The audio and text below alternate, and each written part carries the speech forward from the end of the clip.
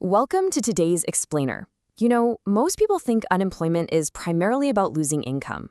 And I mean, it seems super obvious, right? The paycheck just stops. But after going through it firsthand, I discovered something completely surprising. The absolute biggest lessons I learned weren't actually about the money itself. They're about how we think about money, how we spend it, how we save it, and really, how much security we think we have until it's actually put to the test. So let's talk about what unemployment really taught me. See, the expectation is just simple math. You have a job, you have income. You lose the job, you lose the income.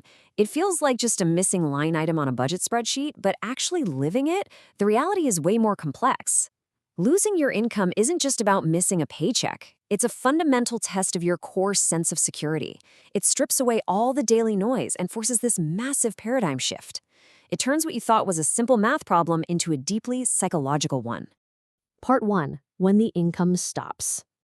When that salary arrives every single month like clockwork, it is incredibly easy to take stability for granted.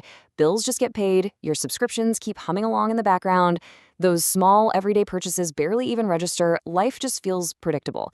But man, when that income stops, suddenly every single expense becomes highly visible. It's under a magnifying glass. And it's not because the expenses got any larger, right? I mean, a $5 coffee is still just $5. It's because the sudden presence of uncertainty completely changes your perspective on what that $5 actually means.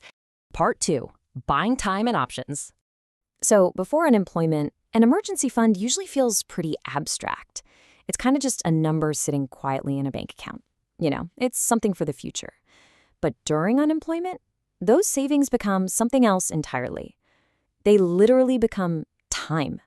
Time to search for the right job rather than just grabbing the very first job you see. Time to actually think about your next career move. Time to avoid making massive life-altering decisions from a place of pure panic. Honestly, one of the most crucial financial lessons I took away from this is that emergency funds aren't really about money at all. They're about buying options. Part 3. Redefining wants and needs. Now, something really unexpected happened to me when my resources became constrained. A lot of the things I used to think were so incredibly important suddenly completely depreciated in value. The absolute newest gadget, those quick little impulse buys, the daily luxuries, they suddenly felt totally trivial. Meanwhile, other things became infinitely more valuable to me. My health, my relationships, my actual freedom. Seriously, just taking a walk outside or having a genuinely good conversation. Unemployment didn't just change my budget, it actively changed my fundamental definition of what was actually valuable. I know, this sounds totally obvious until you actually experience it. Because, sure, most of us know the difference between wants and needs in theory, but unemployment takes that theory and just forces the question on you, repeatedly, every single day. The question is, would I still buy this if money felt uncertain? And surprisingly often, the honest answer is a firm no. And honestly, that's not necessarily a bad thing. It's like a hard reset for your financial compass. Part 4. The emotion of security. Here's a major realization I had. Financial security isn't just a number. It's really not just a math equation. Think about it. Imagine two people with the exact identical amount of savings, down to the very last penny. Yet one of them feels incredibly anxious and stressed, while the other feels completely calm and steady. How is that even possible? Why does the exact same bank balance produce two totally different realities? Well, it's because security is only partly financial. The other half is entirely psychological. True financial security relies so heavily on your confidence, your adaptability, and literally trusting yourself to navigate a storm. You could have a massive bank account, but if you lack self-trust and adaptability, you're still going to feel financially insecure. It's an emotional state, not just a ledger. Part 5. Building a resilient life.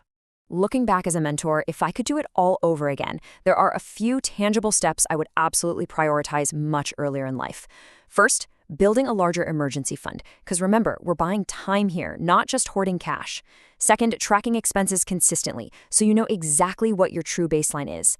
Third, heavily investing in skills, because skills are the ultimate adoptable currency. Fourth, definitely worrying less about perfection. And finally, focusing way more on long-term resilience over short-term optimization. It isn't about squeezing every single penny out of today. It's about building a solid foundation that can actually withstand a sudden drop tomorrow. It really all boils down to this incredible chain reaction. Think of it like this. Money isn't just about buying things. It's about creating options. Those options then create flexibility in how you live and work. That flexibility creates true freedom from panic.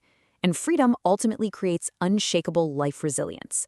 It's a clear, logical progression from just having a simple paycheck to building an absolute fortress of a foundation. Because at the end of the day, the goal isn't just to become rich. The real goal is to build a life that can handle uncertainty. Because here's the unavoidable truth. Uncertainty eventually arrives for everyone. It's basically the one guarantee we have in life. And when it finally shows up at your door, your preparation matters more than anything. Sometimes the most important financial lessons aren't learned when everything is going great. They're learned during major changes. So let me leave you with this to think about. If your predictable income stopped tomorrow, would you find you've built a life filled with material things or a life filled with options and resilience? Thanks so much for joining me for this explainer.